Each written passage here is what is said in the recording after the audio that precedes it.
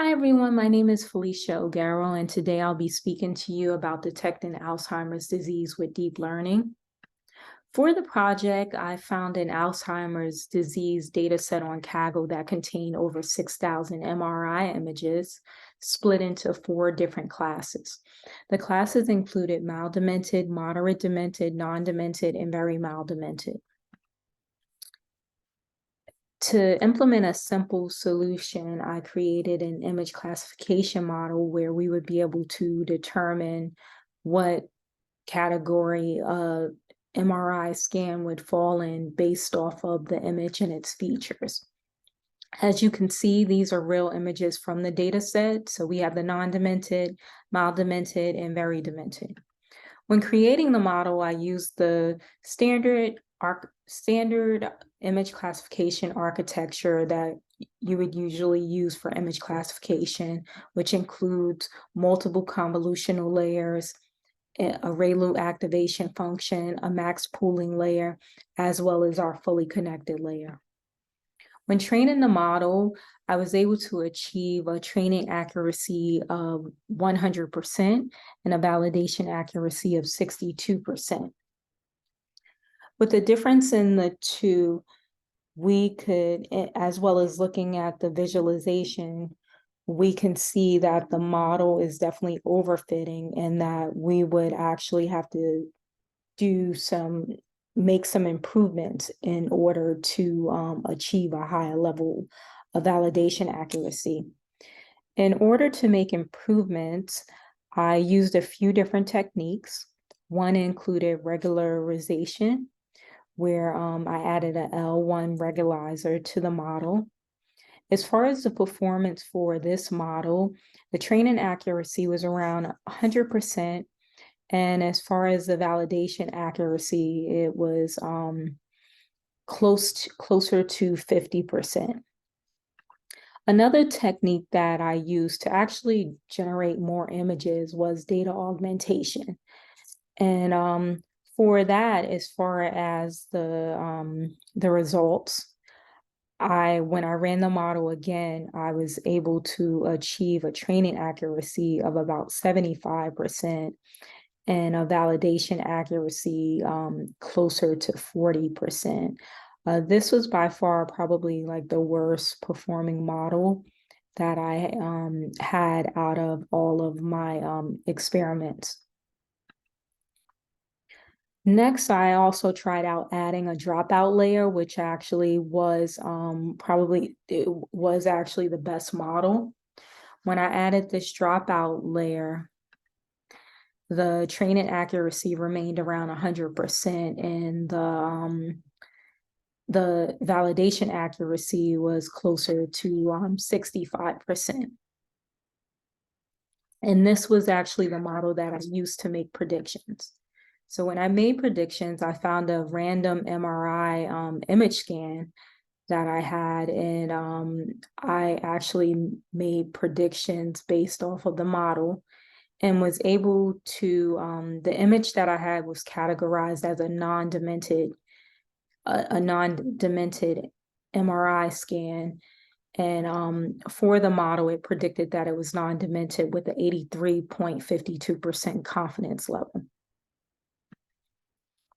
Lastly, out of curiosity, I also leverage a pre-trained model, the VGG16. I know we actually work with this in class, so I was curious to actually use this for this model and just to see how it performed. The overall performance for all of the models are included here. So one, for the initial model, the training accuracy was around 100% and the validation accuracy was 62%. For the model where we added the regularization, the training accuracy was at 99% and the validation accuracy was at 56%. For data augmentation, the training accuracy was at 74% and the validation accuracy was at 50%. For the dropout layer, the training accuracy was at 100% and the validation accuracy was at 64%. And then for the pre-trained model, the training accuracy was at 79% and the validation was at 56%. A few benefits, as far as like this model in general, it'll be super helpful for anyone with Alzheimer's disease. Because one, if a person is able to detect the disease or even just detect the stage of dementia, it could delay onset. Also, patients can manage symptoms with medicine and therapy if they need to, as well as this could serve as a method of prevention just in general for others.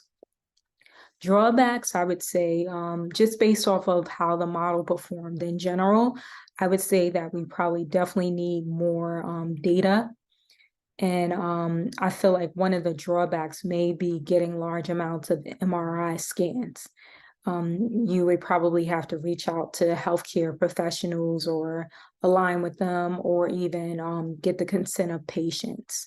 Another thing would just be working on the models to achieve a level of accuracy good enough for the medical field. Here are my resources that I use.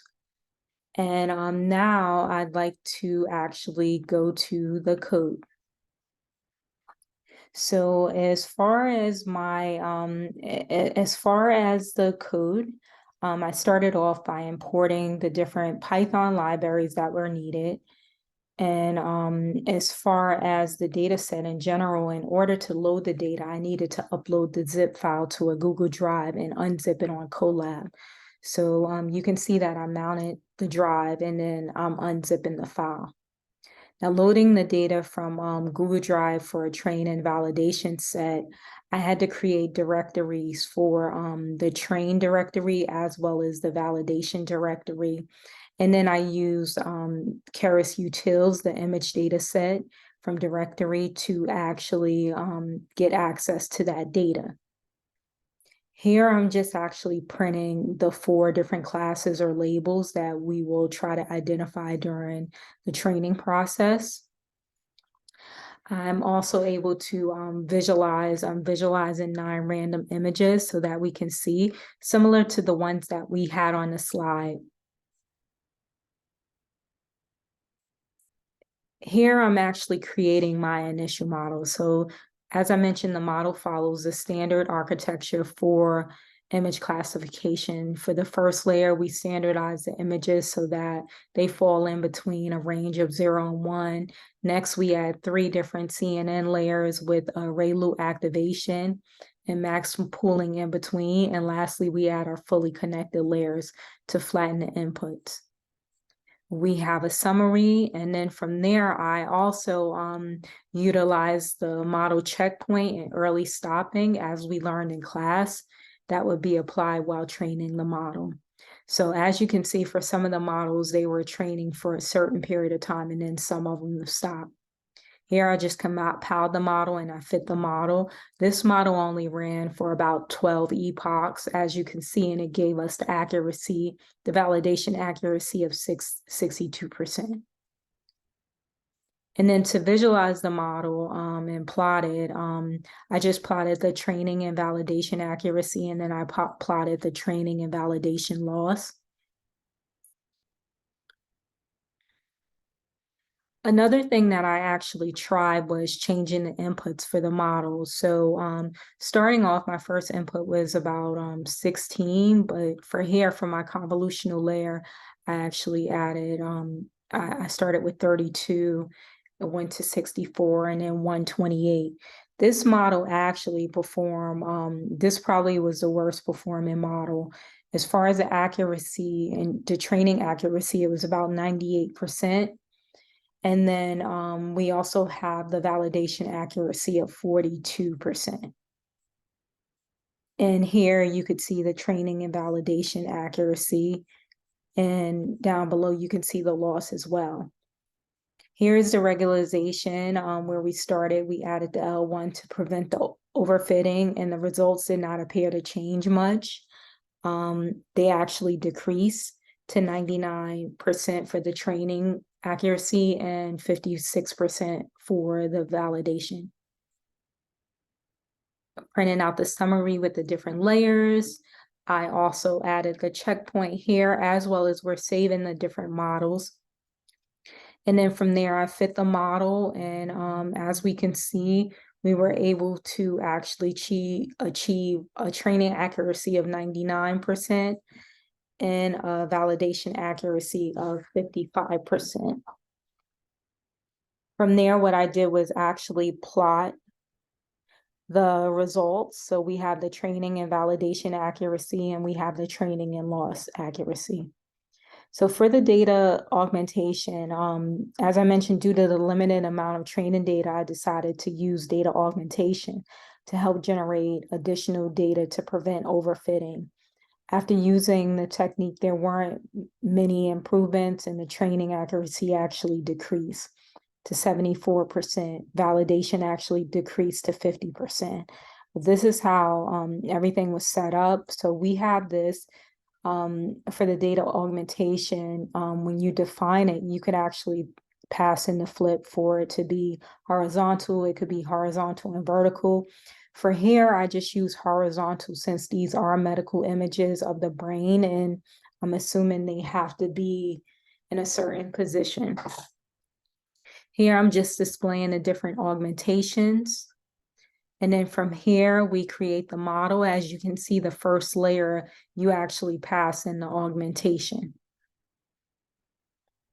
And we're using the early stopping, the checkpoint. And as we can see, our model actually ran for about 25 iterations. The accuracy was 73 for training. And for the validation accuracy, it was about 50%. We plotted that there.